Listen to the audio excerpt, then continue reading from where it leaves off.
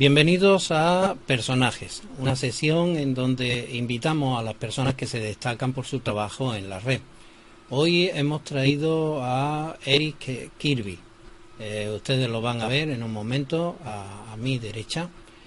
Y quiero comentarles de Eric que lo traigo por ejemplo, para ejemplo de la juventud, para ejemplo de cualquier persona. Ejemplo de superarse a sí mismo, superación. Eric era un mal estudiante. Bueno, buenas tardes, Eric. Buenas tardes. Eric era un mal estudiante, no se aplicó muy bien, se hizo mayor y comenzó a trabajar en hostelería y de camarero. Y fíjense que nunca es tarde para emprender nuevas metas. Eric en un momento determinado le gustó el mundo egipcio. ¿Y qué hizo Eric? Pues apuntarse a cursos para aprender sobre el mundo egipcio y tratar de alguna manera de superar esas inquietudes y profundizar en el conocimiento. Hoy Eric traduce, digo bien la palabra, traduce. Sí, traduce la escritura egipcia y es un enamorado de ese mundo egipcio. Y lo he traído hoy aquí para que ustedes lo conozcan. Y Eric, ¿tú podrías decirle a las personas que nos escuchan quién es Eric aparte de lo que yo haya comentado? Pues yo soy muy estudioso, me gusta cualquier lectura. Sobre todo es jeroglíficos, vaya, cojo un texto en jeroglíficos y leo cualquier texto. También me gusta lo que es la historia, tanto egipcia como en general y otras cosas. Me gusta la paleontología, la meteorología, también me gusta escribir, dibujar, pintar, algo de todo. Vaya, soy multiusos. Muy bien, pues Eric ha preparado hoy un trabajo para explicarnos cómo el Imperio Antiguo cambió de tener un ambiente verde a tener un ambiente de arena. Después de tu vídeo, si hay algunas preguntas, pues volveré a conectar contigo, Eric, y disfrutaremos con las preguntas que nos puedan hacer. Así que espera ahí bien sentado en tu mesa. Oye, el perro negro que está ahí, ¿de qué es? Es Anubis, el dios egipcio guía de los muertos. Anubis, muy bien. Muy bien, pues en un momento estamos contigo y ponemos tu trabajo.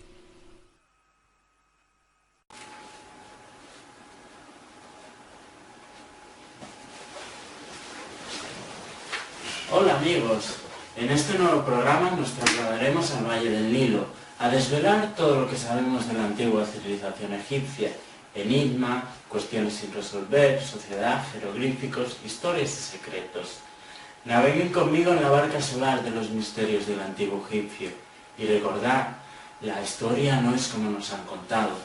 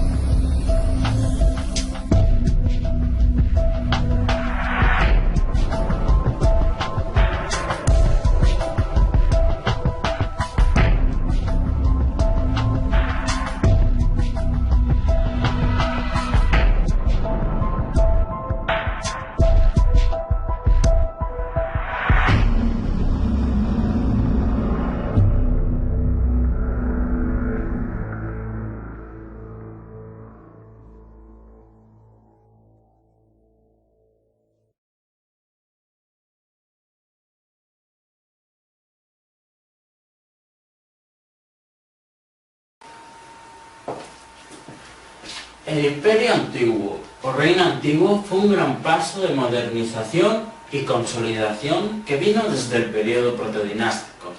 La política, la religión, la cultura y otros aspectos se consolidaron con la unificación de las tierras del Nilo por parte de Narmer, el primer gran faraón de todas las tierras del Egipto antiguo. Con este faraón apareció por primera vez el gobierno centralista en el mundo. Otro de los faraones más importantes de este periodo es Djéser, conocido como Nefertret, quien trasladó el gobierno de la ciudad principal a Memphis y extendió las tierras por Sinaí y Nubia. Aunque más importante que Djéser fue su visir Imhotep, un sacerdote sabio, astrónomo, científico, médico y arquitecto de la pirámide escalonada de Saqqara, que posteriormente, tras su muerte, fue divinizado. Tras el reinado de Pepi II o Neferkara, que duró cerca de 94 años, hubo un declive de la sociedad egipcia que dio fin al Imperio Antiguo y comienzos del primer periodo intermedio de la sociedad del Antiguo Egipto. En el Reino Antiguo se distingue por el tema principal de que el gobierno cambia, pasa de un estado de realezas a un estado real, de un solo gobernante, el faraón. Esta es la característica que se le da a una persona que gobierna el mundo terrenal y que será divinizado tras su muerte. La sociedad general creció en aspectos de riqueza y nivel social. La sociedad baja de hoy en día, o pobres, desapareció por completo, retomándose luego en la mayoría de las siguientes dinastías, y se podía ascender de un nivel bajo a mano derecha de un gobernante de un nomo, o trabajar en el palacio del mismo faraón. Según la categoría, ciertos derechos dados por el gobernante o el faraón, podía heredar el cargo uno de los hijos o hijas. Las mujeres podían encargarse de cargos que eran considerados anteriormente de hombres, y los hombres de mujeres. La arquitectura toca su culminación celestial llegando a los máximos con templos, lugares de culto, pirámides monumentales. Y la escritura, la ciencia, la astronomía y demás temas de estudio se convierten en un estudio obligatorio para niños y jóvenes, con estudios básicos que luego se dividían en ramas como sacerdote, administración, arquitectura, etc. Y la literatura, la ciencia evolucionaron y se modernizaron. Las rutas comerciales marítimas se extendieron por toda Mediterránea y las terrestres por un 50% de África y casi el 80% de Europa y parte de Asia. Investigaciones recientes también confirman la existencia de que llegaron a Sudamérica y posiblemente a Australia.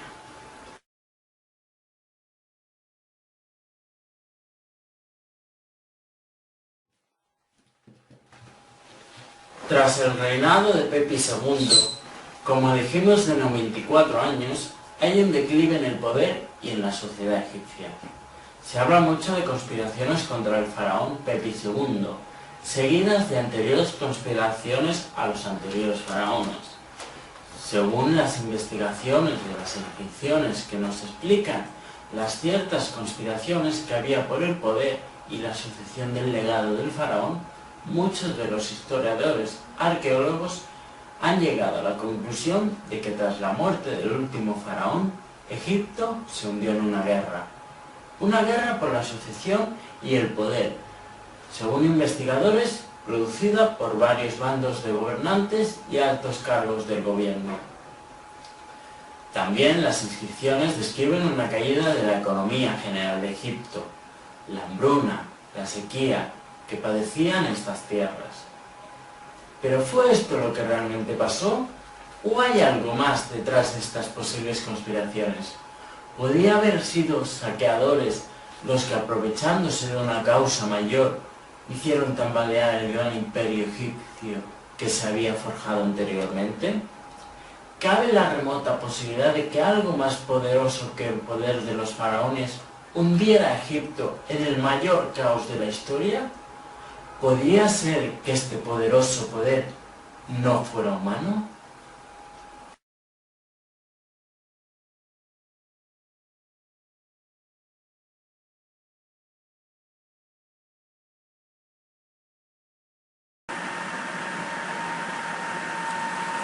Casi ninguna de las inscripciones, o prácticamente se podría decir que ninguna, nos han llegado de este gran acontecimiento.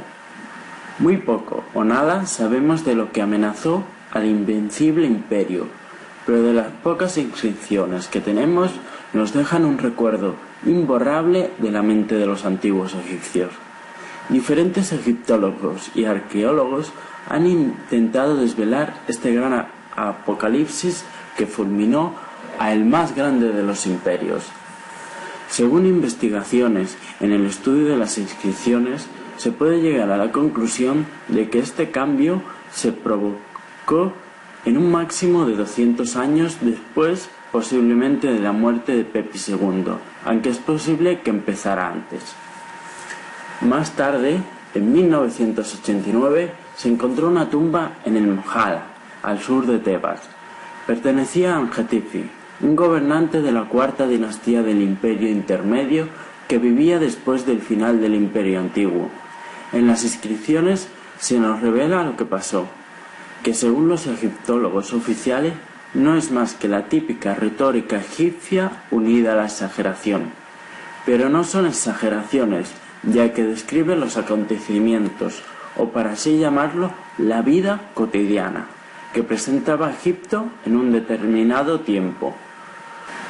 Y no se habla de ciertos acontecimientos divinos o religiosos. Pero lleguemos a nuestras conclusiones con el texto original.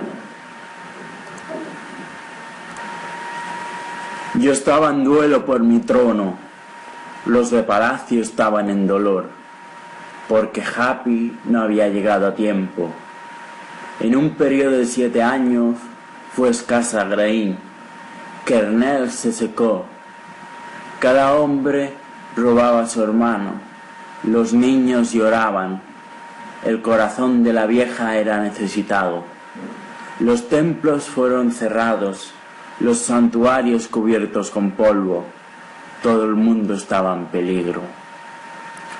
Consulté a uno de los funcionarios de Ibis, el jefe lector sacerdote de Imhotep, hijo de Patá. Él salió, volvió a mí rápidamente.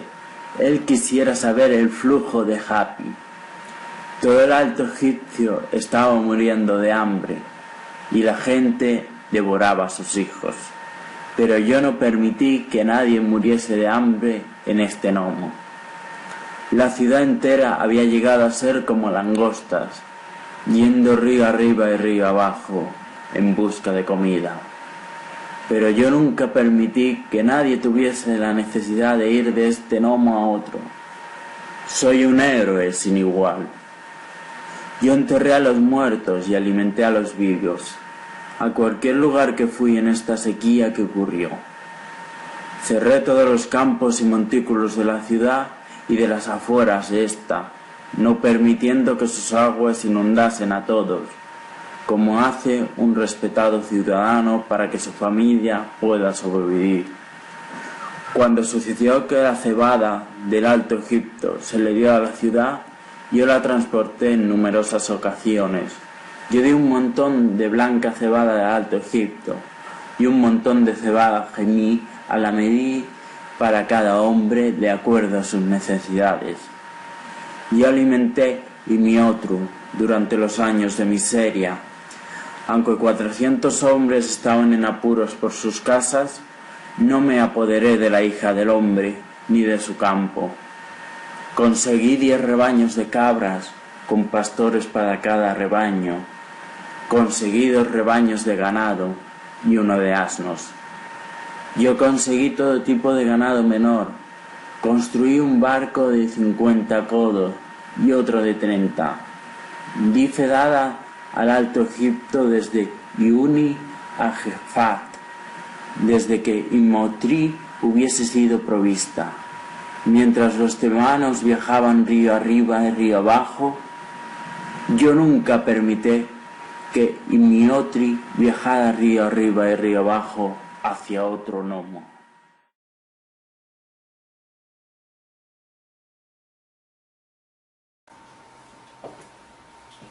Se han investigado las causas que llevaron a la primera gran civilización egipcia a su prácticamente extinción.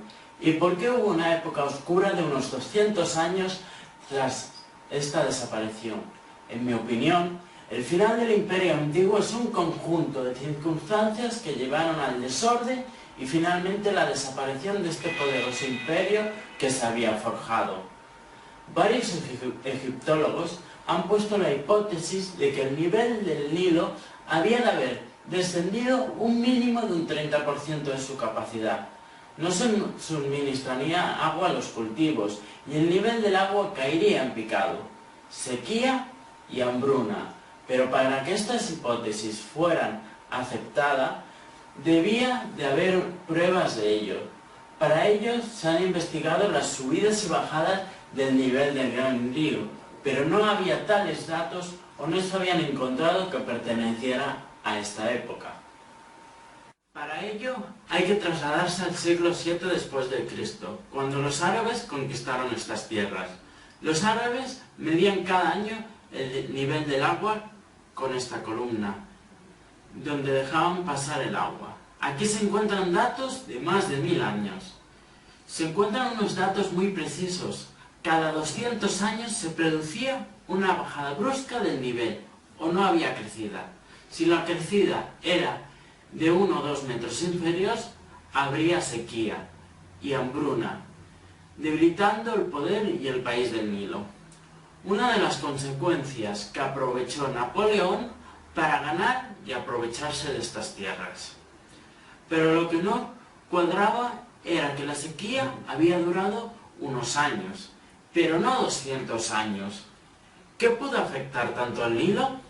A partir de aquí nos tenemos que mover a otra característica de la vida egipcia, el desierto. Se han hallado poblados por todo el desierto y sobre todo restos de acacia, hierbas, palmeras y otras plantas bajas. El resultado de pequeñas muestras por todo el desierto da el resultado de que antiguamente había agua subterránea y con ella la vegetación verde. No había exactamente un bosque, pero sí una especie de sabana con pocos árboles y hierba, un lugar habitable que los egipcios hicieron más paradisíacos cerca de las capitales. Textos poéticos egipcios sobre papiro describen la devastación provocada por el avance del desierto. El desierto se abre camino, reclama la tierra está herida, las ciudades devastadas, el sol cae, nadie vive donde hay tormentas de arena, no sabemos qué ocurrirá. Encontramos pruebas de la disminución global del agua caída en esta época, en pruebas de estalactitas de una cueva de Israel. Esto demostró que las precipitaciones se habían reducido en un 20%. Esto es consecuencia de un cambio climático a nivel mundial. La prueba definitiva la encontramos al norte, en los glaciares de Islandia. Determinados icebergs con franjas negras de ceniza revelaron y afirmaron este gran cambio que se produjo en Egipto y también a escala planetaria. Los icebergs se desplazan hacia el ecuador por el Atlántico. Cuando llegan a aguas más templadas y cálidas se derriten y las cenizas volcánicas caen al fondo marino. Las muestras recogidas por todo el mundo afirman que estos bloques de hielo flotante estaban tan al sur que solo podían deberse a periodos de extremo frío. Según las investigaciones, se puede observar que cada 1500 años se produce un cambio climático de extremo frío, que dura unos 200 años, uno de los cuales coincidía con el declive del Imperio Antiguo y sus resultados catastróficos. Este cambio tiene pruebas en todo el mundo. Cuando Europa estaba en crisis de edad glacial, Egipto estaba en hambruna y sequía. ¿Una simple coincidencia? Pero falta el declive del nivel del Nilo. Eso lo encontramos al intentar sacar pruebas del lecho del lago Birket Aquarium, a un lago que se conserva gracias a la entrada de agua del Nilo por un canal. Investigando este lecho no encontramos rastro de este lecho en la determinada época del final del Imperio Antiguo. Esto demostró que el nivel del agua no había sido fiel y estaba por debajo del 60% de su nivel normal. Esto provocó una sequía monumental. Y si el nivel era tan bajo, no aumentaría el agua de los acuíferos de su alrededor. Esto provocaría la sequía de los mismos, la pérdida o la destrucción, la sequía de las plantas y la hambruna de los animales y los egipcios. Y si sumamos esto a unos 200 años, el resultado es catastrófico y descomunal.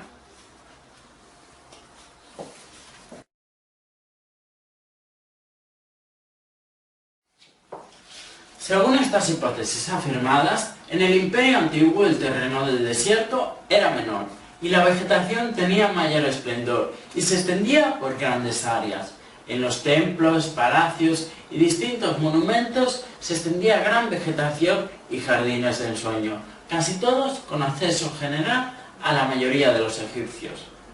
Nos encontramos en uno de los complejos más famosos, la meseta de Gizeh, un complejo funerario con pirámides, mastabas y templos. Según estudios geológicos, se puede afirmar que en el Imperio Antiguo había vegetación y según el estudio arqueológico se dice que había zonas de jardines. Según estudios geológicos hechos a través del satélite, se puede observar y distinguir dónde había antes agua y posibles ríos secundarios en el valle del Nilo. También podemos afirmar que durante el Imperio Antiguo el norte de África se parecería más a esta imagen. A pesar de que los estudios de los 2 últimos años dicen que el desierto del Sáhara era aún menor y la vegetación aún más abundante, y había lagos y ríos que lo atravesaban. Fijaros bien en la gran estatua que tengo a mis espaldas. Y recordemos la frase del programa: la historia no es como nos han contado. Pues bien, la Esfinge en un principio en el Imperio Antiguo no tenía esta forma. Su forma era más bien parecida al dios Anubis. Con esta imagen volveremos en el próximo programa. Lo titularemos Anubis, el padre del terror.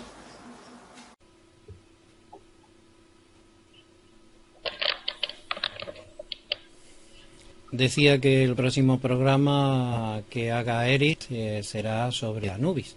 Bueno, pues por si acaso tenemos hoy acompañando a Eric a José Luis Jiménez, quien colabora en el día de hoy con lo que es la transmisión que estamos realizando. Y bueno, pues como le ven ustedes ahí, Eric está a la izquierda, a su derecha José Luis Jiménez. He preguntado si hay alguna pregunta en el chat, me dicen que no, pero sé que José Luis es muy amante de los temas egipcios, le encanta, le apasiona, diría yo, estos temas, y seguro que algo se le ocurre preguntar a Eric. Pues sí, buenas noches, Eric. Ante todo, felicidades por esta magnífica presentación que nos has ofrecido, acompañada de unas imágenes estupendas que ilustran muy bien tu explicación. Yo no sé si al principio lo has mencionado porque se me ha interrumpido la conexión, pero bueno, he visto que al final estabas hablando de una época en la que se ha producido esta hecatombe o esta catástrofe general, en la que la parte norte del globo terráqueo se ve que está congelada, ¿no? Está helada, cubierta de hielo, y la parte sur, pues vemos que aún existe hierba verde en África. Exactamente a qué época te estás refiriendo cuando sucede esta catástrofe, este cambio climático. Bueno, a mí en principio no me gusta hablar de fechas, pero si tenemos que poner una fecha concreta, está entre el 4500 y el 3500 a.C. Pero para mí no es esta fecha, ya que los datos no son muy precisos y muy exactos. Para mí es anterior. Es hacia el 6000 a.C., estamos hablando. Con esto quiero completar Porque ahora se ha empezado otra vez a volver a hablar sobre los faraones de Egipto, sobre cuántos vivieron y eso, y no se ponen todavía de acuerdo, porque con los años que dicen, con los años que nos están llegando información y eso, no cuadra con la época egipcia. Es decir, se extiende mucho más. Entonces, no podemos hablar todavía exactamente de unos datos precisos, aunque los estudiosos dicen que 4.500, 3.500, en el que se produjo este cambio climático, yo lo pongo mucho anterior. Bueno, entonces, por lo que te oigo, estamos hablando de una época de unos 6.000 a 8.000 años antes de nuestra era actual, es decir, de hoy día. Y si no me equivoco, en esa época existían unos personajes muy importantes para el antiguo Egipto que se conocían como los Sensu-Ors, es decir, los seguidores de Horus. ¿Qué opinas tú? ¿Cuál es tu hipótesis o tu idea sobre estos personajes? Y si coincide con la fecha que te estoy comentando. Sí, coincide. Vivieron mucho antes, también empezaron a convivir mucho antes y se extendieron más allá del imperio egipcio con la llegada de los romanos y de otros, los griegos y más tarde. Pero coincide con ese cambio. También tenemos otros que son los sacerdotes de Anubis, que parece ser que en esa época desaparecieron, no se sabe por qué, se está investigando recientemente, pero no sabemos todavía qué es lo que produjo ese cambio para que ellos antes de horas se fueran de Egipto a otras tierras y luego regresaran. Bueno, la historia que nos habla, hay un papiro en Turín que precisamente nos explica esta historia de los Sensu-Ors, de los seguidores de Horus, y que se remonta a 12.000 años atrás, es decir, que de las 31 dinastías egipcias, antes de empezar con el primer faraón, creo que lo he mencionado, o por lo menos te lo he leído en algún artículo tuyo, con Menes, estuvieron estas, vamos a decir, estos 11.000 años de reinado de los Sensu-Ors, estos seguidores de Horus, ¿no? Horus, que era el hijo de póstumo de Osiris, ¿no? El que es asesinado por su hermano Set. Entonces, claro, esto a mí me cuadra más. En la época de los Sensu-Ors, que se produjese esta catástrofe o esta hecatombe, los Sensu-Ors no eran faraones que luego vamos a conocer en las siguientes 31 dinastías, ¿no? Y simplemente tenían esos conocimientos que luego se han perdido y que de alguna forma nos darían la respuesta de quiénes son los verdaderos constructores de las pirámides, de la propia Esfinge, que por cierto, no sé si se adelantarán, pero al final ha dicho que la cabeza no sería la de este faraón que se le denomina, tampoco estoy de acuerdo que sea la del faraón, pero me sorprende un poco que afirme que se trataría también de Anubis. Imagino que Eric en los siguientes trabajos que va a realizar dará respuesta a eso que estás planteando. El tema de hoy, Egipto Verde, Egipto Arena, es el cambio climático que provocó el final del Imperio Antiguo. Y, por supuesto, hablando de el final, pues llegamos al final del tiempo que tenemos para poder dar paso al siguiente Enigmas en la Noche. Así que gracias, Eric, por tu trabajo. Felicidades, lo has montado muy bien. Y no hay ninguna pregunta más, pues como siempre, un clip musical y estamos de nuevo en otra sesión.